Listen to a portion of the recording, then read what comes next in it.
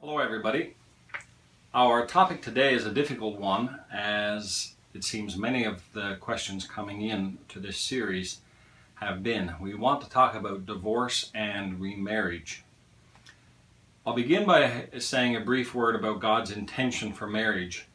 We find it first back in the Genesis story as recorded in Genesis 1:27, also in 5:2, where the Bible teaches that we are created male and female, and that our genders are a gift of God to us, part of the image of God in us. In Matthew 19, Jesus is asked specifically about divorce, and he reaches back to this Genesis passage to first teach some on marriage. And he says, haven't you heard what Genesis teaches? And then he cites the passage that we've so often heard read at weddings. For this reason, a man will leave his father and his mother and cling to his wife, and they shall become one flesh. Leave and cleave, as it were. Now, what happens when this doesn't work out as we had hoped? What happens when our aspirations for a lifelong marriage fall flat on us and we find ourselves divorced? Because to be sure, God's best intention for us is one man plus one woman in one marriage for one lifetime. That's his best. But many believers, for a variety of reasons, find themselves divorced.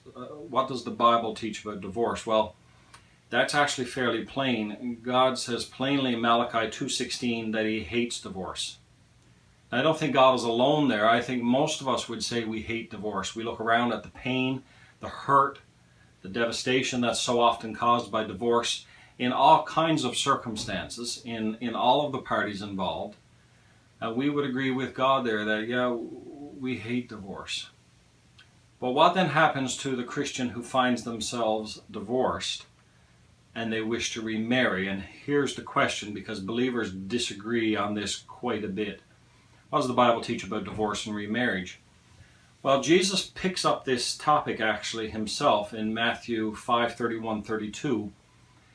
And he does one of these things where he reaches back to the Old Testament. He says, you've heard it taught. And what they'd heard taught was Moses permitted divorce, Jesus says, because of the hardness of your hearts.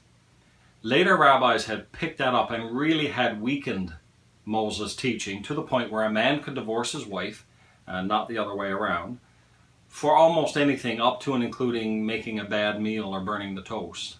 And Jesus says, you've heard that said, but I tell you that anyone who divorces his wife, and here's the exception, except for reasons of sexual immorality, makes her a victim of adultery. And if you marry someone who's divorced outside of that reason, they commit adultery.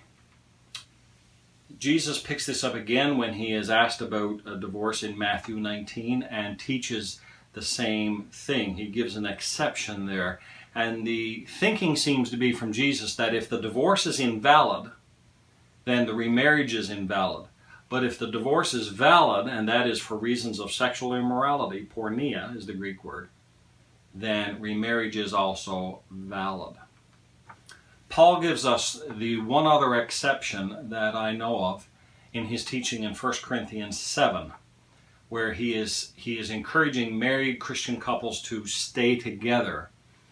But he does say in verse 15 that if a Christian is married to an unbeliever and the unbeliever abandons the Christian, they leave, and reconciliation is not possible, Paul says, let it be so. He says the believer is not bound in that situation. And that phrase is debated, not bound. My study has led me to believe that it means the believer is not bound any longer to the covenant of marriage because it's been broken. Sexual immorality functions exactly the same way. It breaks the covenant between man and wife, and therefore I believe that's why Jesus said in that case, because the divorce is valid, remarriage is also possible. But I want to conclude by stressing that nowhere does the Bible command divorce, nowhere does the Bible suggest it's a good idea. But it does, to my mind at least, give two situations whereby divorce is permitted. But we will know that the whole theme of the gospel is reconciliation. God is reconciled in Christ to all of humanity, whoever will accept him, and that we as humanity are to be reconciled one to another, particularly in our marriages. So to my mind, biblical advice would be that couples certainly seek reconciliation first and foremost, and involve other people who are trusted and get some help in their marriage. But to the specific question of whether or not the Bible ever permits remarriage, I would say yes in the two circumstances I've outlined, which is sexual immorality in the marriage, and two, when the believer is abandoned by the non-believer. As always, I look forward to your comments and your questions, and I'll do my best to answer what I can. Thanks for listening.